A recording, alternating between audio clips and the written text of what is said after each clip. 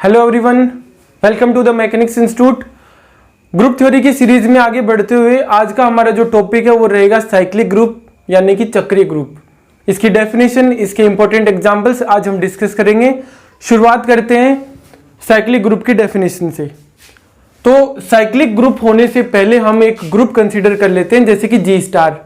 ये स्टूडेंट बात ध्यान में रखना, ग्रुप चाहे नॉन अबेलियन हो, अबेलियन हो, फाइनाइट हो, इनफाइनाइट हो, साइक्लिक हो या परम्यूटेशन ग्रुप हो, वो ग्रुप की चार कंडीशंस तो कंपलसरी है कि डिफाइन होनी चाहिए।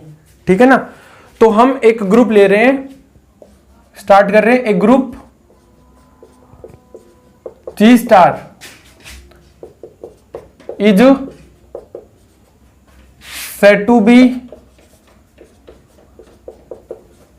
साइक्लिक ग्रुप, यानी कोई ग्रुप साइक्लिक ग्रुप कहलाता है अगर वो कंडीशन फॉलो करे कि if every element of G can be expressed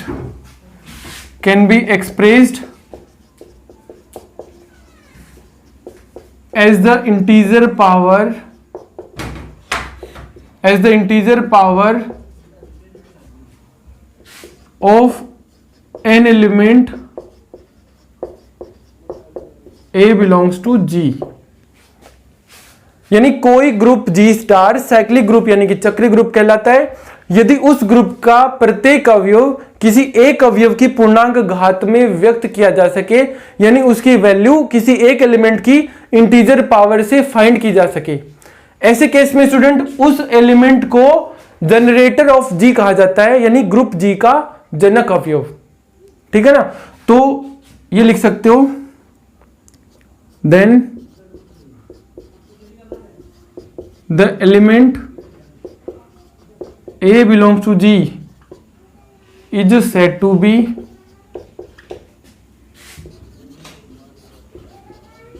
generator of G and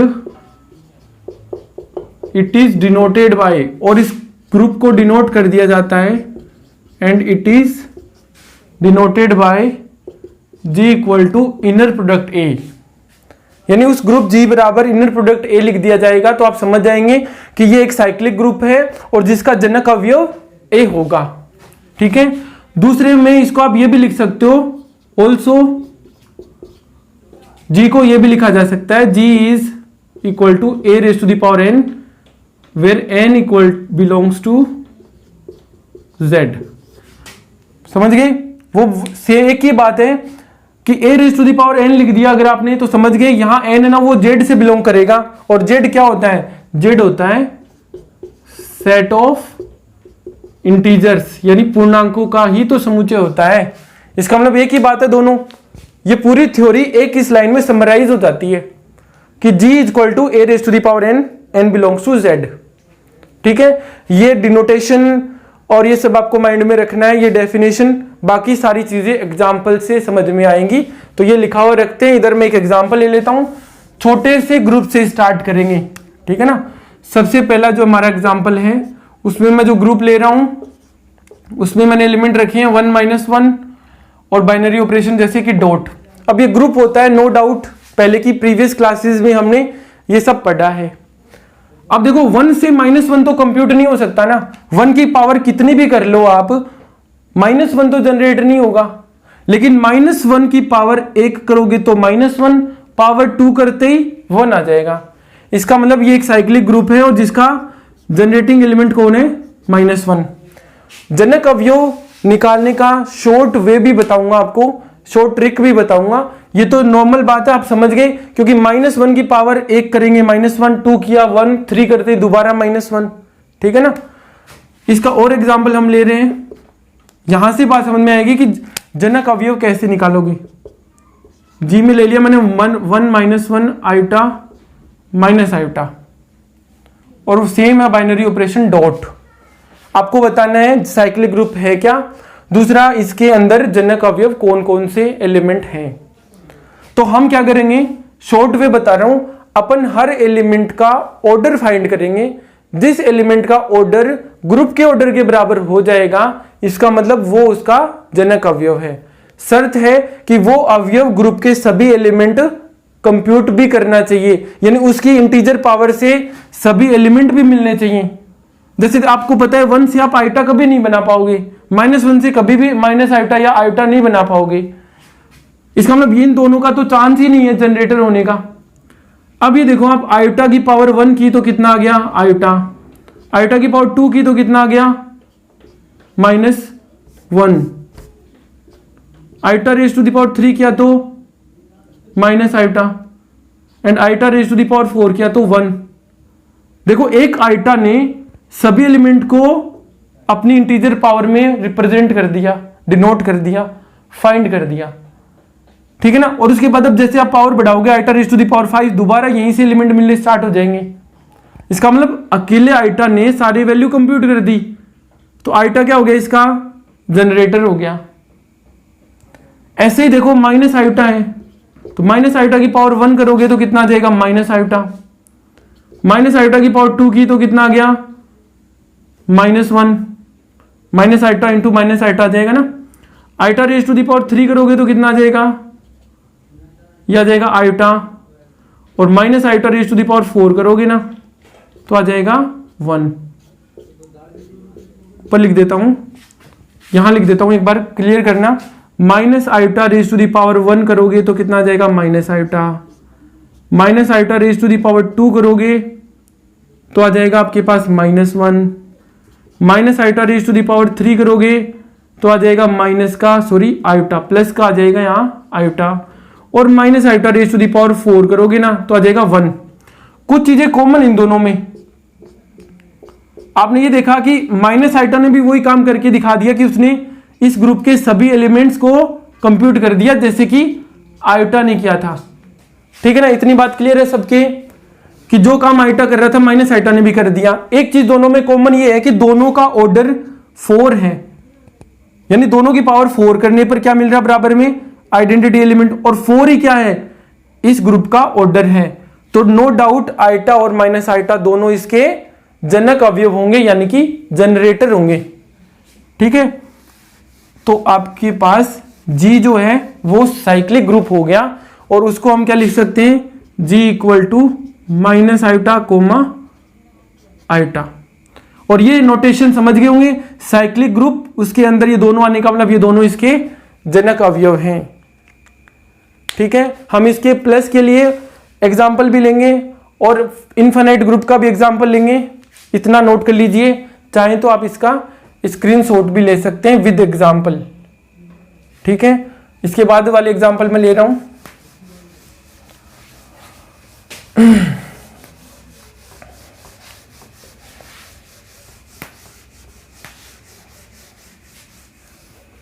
plus के लिए बात कर रहे हैं तो देखना नेक्स्ट एग्जाम्पल, जी के अंदर मैंने एलिमेंट ले लिया 0 1 2 3 4 और एक एलिमेंट और थोड़ा सा चेंज कर लेते हैं पहले के क्वेश्चन से, और यहां बाइनरी ऑपरेशन ले लिया मैंने +6। ग्रुप होता है, नो डाउट, हमने पहले के लेक्चर में ये बात कर चुके हैं। ये ग्रुप होता है, अबेलियन होता है। इसके बाद हमें ये देखना है कि क्या ये साइक्लिक ग्रुप है, और अगर है तो इसके जनरेटर कौन कौन है। तो हमें ये चेक करना है कि कौन कौन से एलिमेंट का ऑर्डर 6 है, यानी कौन से एलिमेंट की पावर 6 लगाऊं कि बराबर में आइडेंटिटी आ जाए। ये किसी के डाउट नहीं होना चाहिए कि इस ग्रुप का तत्समक यानी कि आइडेंटिटी एलिमेंट है ना वो 0 है। तो अब देखो एक एक करके हम इनका ऑर्डर बात करें तो देखो ऑर्डर ऑफ 0, तो आइडेंटिटी एलिमेंट का ऑर्डर तो 1 होता ही है, हमें पता है। ऑर्डर ऑफ 1 भी निकालेंगे, order of 2, order of 3, order of 4, order of 5। आसान कर रहा हूं आपके लिए, एक से आप समझ जाओगे। मान लो मैंने 1 की पावर 6 किया तो हम इसको क्या लिखेंगे यहाँ पे 1 + 6 1 + 6 1 + 6 1 + 6 1 + 6 है ना। कितना आ गया देखो 1 2 3 4 5 + 6 1। यहां 1 की पावर 6 का मतलब ये होगा क्योंकि +6 यहां पे बाइनरी ऑपरेशन है। अब देखो यहां एक और एक जुड़े थे, 2 3 4 5 6, पावर 6 होते ही सम आ गया 6, 6 में 6 का डिवाइड लगाएंगे, रेस्ट कितना आएगा 0, तो 1 रेस्ट टू द पावर 6 का मतलब है 1, तो ऑर्डर ऑफ 1 कितना हो गया 6। अब देखो एक ऑर्डर मिल गया एलिमेंट का 6, तो 1 के इनवर्स का तो डेफिनेटली 6 ही आएगा, और 1 का इनवर्स कौन है भाई, 1 में क्या जोड़ें कि बराबर में 0 आ जाए, तो 1 में क्या जोड़ेंगे 5, तो 5 का तो डेफिनेटली 6 आएगा, लेकिन हम एक एक करके सोल्व करेंगे।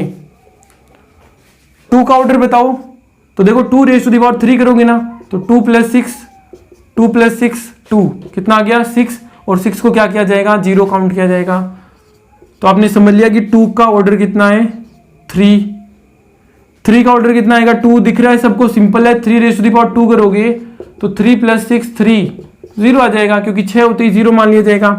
4 में देखो 4 + 4 + 4 यानी 4 रेज़ टू द पावर 3 कितना आ जाएगा 0, क्योंकि वो 12 होगा, और 12 में 6 का डिवाइड लगाने पर रेस्ट कितना आ जाता है 0, तो इसका आ गया 3। ऐसे ही हमें 5 का देखना है, तो नो डाउट 5 का 6 होगा, लेकिन आप फिर भी अपनी कंफर्मेशन के लिए चेक कर लो, 5 और 5 10, 0 नहीं हुए, 15 भी 0 नहीं हुआ, 20 भी 0 नहीं हुआ, 25 भी 0 नहीं हुआ, 30 होते 0 हो गया, तो 5 की पावर कितनी हो गई 6, और 30 का मतलब होगा 0, 1 2 3 4 5 6, इसका मतलब ऑर्डर ऑफ 5 भी कितना है 6। 2 एलिमेंट ऐसे हैं जिनका ऑर्डर 6 है, तो डेफिनेटली वो इसके जनरेटर होंगे, और उनसे हर एलिमेंट कंप्यूट किया जा सकता है, बनाया जा सकता है। तो स्टूडेंट इस ग्रुप को हम साइक्लिक ग्रुप कहेंगे, ठीक है। तो इसको शॉर्ट में आपको बता दूं, फाइनल बात क्या है कि G is cyclic group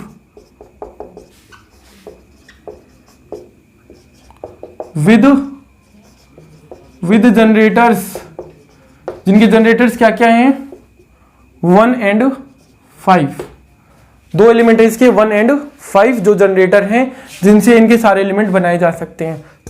short way मैंने क्या बता दिया, ऑर्डर फाइंड कर लो, जिसका ऑर्डर ग्रुप के ऑर्डर के बराबर हो गया वो उसका जनरेटर हो जाएगा।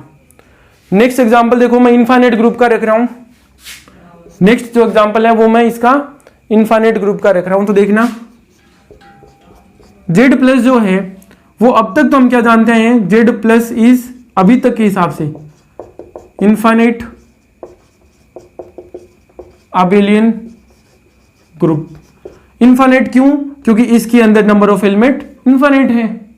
आबेलियन इसलिए क्योंकि ये ग्रुप की 5 गुण धर्मों का पालन करता है, यानी कि संवर्तता, साहचर्यता, तत्समक, प्रतिलोम और क्रमविन्यता, ठीक है। अब ये यहाँ पे साइक्लिक ग्रुप होगा, और मैं आपके जनरेटर बता देता हूं इससे कैसे निकाले जाएंगे। Z+ के जनरेटर जो है ना वो 1 और -1 दोनों होंगे, लेकिन वो कैसे होंगे, इनके अलावा कोई नहीं होगा, सबका रीजन आपको बताया जाएगा। तो फिलहाल हम बात कर रहे हैं एक इनफाइनाइट ग्रुप की। तो देखो Z+ के बारे में डिस्कस करना है। मैंने सबसे पहले कहा 1, तो आपने जाना कि 1 रेज़ टू द पावर 0 करोगे तो यहां क्या आएगा बताओ, हर एलिमेंट की पावर 0 का मतलब आइडेंटिटी, और इसका आइडेंटिटी प्लस के लिए कौन होता है 0। 1 रेज़ टू द पावर 1 का मतलब है 1, 1 रेज़ टू द पावर 2 का मतलब है 1 + 1 = 2, 1 रेज़ टू द पावर 3 का मतलब है 1 + 1 + 1 3। आपने ये देखा कि मैं जैसे जैसे 1 की पावर बढ़ाऊंगा 0 और उससे आगे के पॉजिटिव इंटीजर तो मैंने प्राप्त कर लिए, लेकिन Z के अंदर तो -3 -2 1 ये सब एलिमेंट्स होते हैं। तो हमने 0 और उससे आगे के एलिमेंट तो फाइंड कर लिए, लेकिन नेगेटिव वाले नंबर नहीं आए। तो क्योंकि बात है कि आप पावर इंटीजर लगा सकते हो, तो आप 1 रेज़ टू द पावर -1 लगाओ।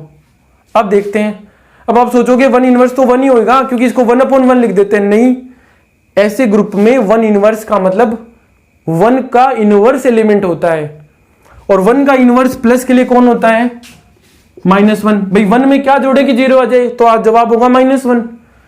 उसके बाद देखो 1 रेज़ टू द पावर -2 है, तो उसको क्या लिख देंगे 1 inverse raise to the power 2, और 1 इनवर्स कौन होता है -1 रेज़ टू द पावर 2, और -1 रेज टू द पावर 2 को क्या लिख सकते हो, -1 प्लस -1 कितना आ गया, -2।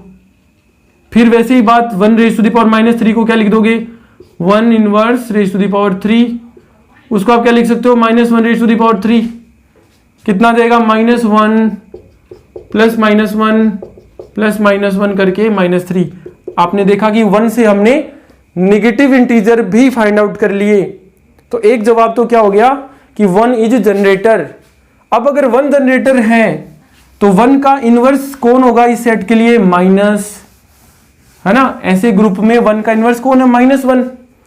तो -1 जरूर से इसका जनरेटर होगा, लेकिन कैसे होगा वो चेक कर लेते हैं। तो आप लिखोगे -1 रेज टू दी पावर 0, फिर से 0 हो जाएगा। -1 की पावर 1 है तो उसको क्या कहोगे, -1।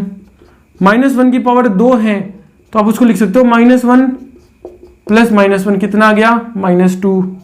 -1 की पावर 3 करोगे तो -1 प्लस -1 प्लस -1 कितना आ गया, -3। आपने देखा कि 0 और नेगेटिव इंटीजर तो हमने आराम से बना लिए पावर को 0 1 2 3 करके। सेम कंसेप्ट है कि -1 की पावर -1 करो। अब आप यही सोचोगे 1/-1 नहीं, -1 का इनवर्स एलिमेंट, और -1 का इनवर्स इस ग्रुप में कौन होता है, 1। -1 की पावर -2 को क्या लिखोगे, -1 का inverse raise to the power 2। -1 का इनवर्स कौन होता है, 1 रेज टू दी पावर 2। इसको क्या लिख दोगे, 1 + 1 क्या बन गया, 2।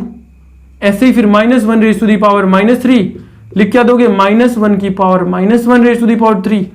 और -1 का इनवर्स कौन होता है, 1, और 1 रेज टू दी पावर 3 का मतलब 1 + 1 + 1 कितना आ गया, 3।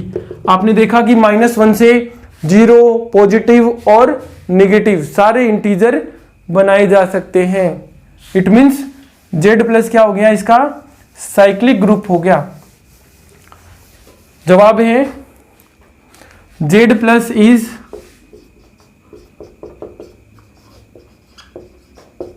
साइक्लिक ग्रुप विद जनरेटर्स, यानी जिनके जनरेटर कौन कौन है, विद जनरेटर्स -1 एंड 1। यानी इस Z+ को हम क्या लिख सकते हैं, -1, 1। देखो ये हमने इनफाइनाइट साइक्लिक ग्रुप का एग्जांपल भी ले लिया। अब सारे ग्रुप साइक्लिक हों ये जरूरी नहीं होता, ठीक है ना, लेकिन जो जो हो रहे हैं वो हम बता रहे हैं। और कैसे चेक करोगे, कैसे जनरेटर फाइंड करोगे, ये सारा कंसेप्ट आपको इस क्लास में मिल रहा है। एक एग्जांपल मैं इसका लास्ट और ले रहा हूं, उसके बाद कुछ एग्जांपल मैं आपको खुद चेक करने के लिए दूंगा, तो वीडियो एंड तक जरूर देखें। इसका जो है ना प्रैक्टिस होनी बहुत जरूरी है। नेक्स्ट एग्जांपल है U10 4 × 10, ठीक है ना। अब तक हमने ये पढ़ लिया कि ये अबेलियन ग्रुप होता है। फिर भी आपकी जानकारी के लिए बता दूं कि ये जो U10 है ये होता है set of those numbers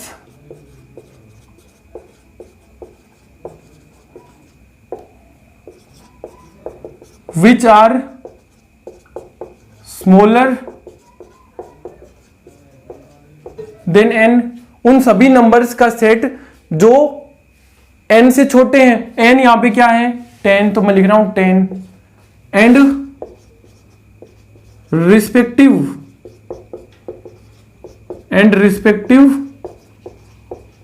prime number of 10 बताया हुआ आपको पहले की क्लासेस में।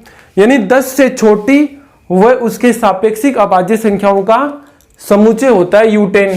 इन शॉर्ट बात करें तो जो U10 है ये वो सेट होता है जिसके अंदर 1, 3, 7 और 9 ये 4 एलिमेंट आ जाएं।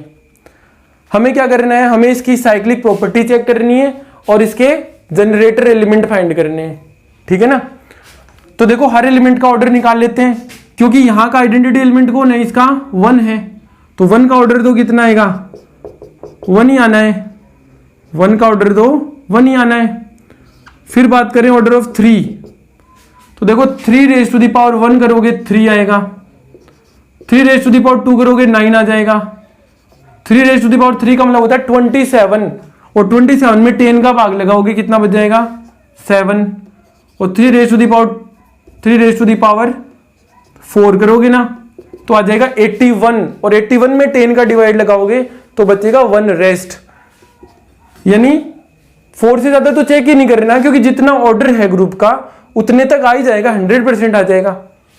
तो 3 raise to the power 4 equal to कितना आ गया 1, तो ऑर्डर ऑफ 3 कितना आ गया 4, और 4 ही क्या है इस ग्रुप का ऑर्डर है, यानी 3 के तो जनक होने की पॉसिबिलिटी 100% बन गई। अब देखो 3 का जो है ना इनवर्स कौन है यहाँ पे, वो कैसे निकालते हैं अपन, यहां लग रहा है 10, यहां क्या एंट्री करूंगी बराबर में 1 आ जाए, 1 क्यों, क्योंकि आइडेंटिटी है। तो सीधी सी बात है इस ग्रुप में से 7 को अगर मल्टीप्लाई करूंगा तो 3 × 7 21, 10 से डिवाइड लगाया, रेस्ट कितना बच गया 1। इसका मतलब 7 के भी जनक होने की पॉसिबिलिटी है, लेकिन हम चेक करेंगे फिर भी हम चेक करेंगे कि ऑर्डर ऑफ 7 कितना है। तो 7 का raise to the power 1 7, raise to the power 2 करेंगे तो 49, लेकिन 49 को कितना काउंट करोगे 9, क्योंकि 10 से डिवाइड लगाने के बाद रेस्ट कितना बच जाता है 7 रेज टू द पावर 3 का मतलब है 343, डिवाइड लगाओगे 10 का बचेगा 3, क्योंकि 34 टाइम तो पूरा भाग चला जाएगा। उसके बाद 7 रेज टू द पावर 4, यह जाएगा 2401, 2401 में 10 का भाग लगाएंगे, रेस्ट कितना बच जाएगा 1। देखो ऑर्डर ऑफ 7 भी कितना आ गया 4।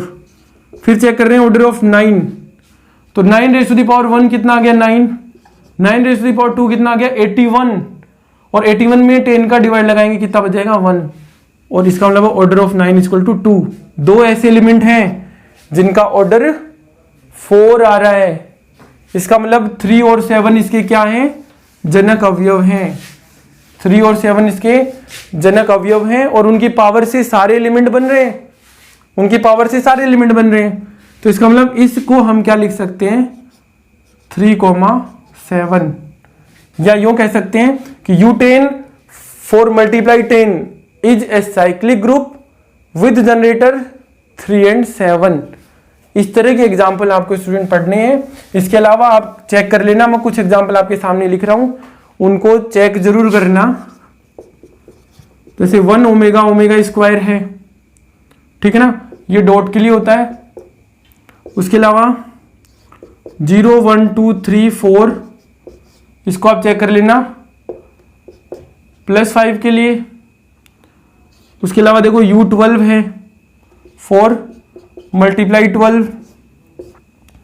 उसके अलावा जैसे मान लो R0 4 डॉट। अब ये भी बताना है आपको, जरूरी नहीं इनमें सारे साइक्लिक ग्रुप हैं, पहले बता दूं मैं आपको, इसमें मिक्सर हैं, ठीक है ना, इसमें साइक्लिक और नॉन साइक्लिक ग्रुप दोनों हैं। तो आप ये बता देना जो साइक्लिक ग्रुप है ना उनके तो जनरेटर आप बता देना, बाकी अगर साइक्लिक ग्रुप नहीं है तो कोई बात नहीं, R0 डॉट U10 U12 × 12 ये वाला, और 1 ओमेगा स्क्वायर। इनकी साइक्लिक कंडीशन भी आपको चेक करनी है और इनके जनक अवयव भी फाइंड करने हैं। बाकी अगर कोई सवाल आपके जहन में हो, किसी कंपटीशन में आया हुआ हो, या इनमें बताए हुए एग्जाम्पल में कोई भी आपको डाउट हो, आप हमें कांटेक्ट कर सकते हैं, अपनी प्रॉब्लम हमसे शेयर करिए, हम 100% उसका सॉल्यूशन आपको प्रोवाइड करवाएंगे, वो भले ही कोई भी कंपटीशन में आया हुआ हो। ठीक है स्टूडेंट्स, आप इस क्लास को, इस चैनल को प्रमोट करें, इसको शेयर करें, क्लास को अपने स्टूडेंट्स फ्रेंड्स के साथ, चैनल सब्सक्राइब करें। Okay students, thank you.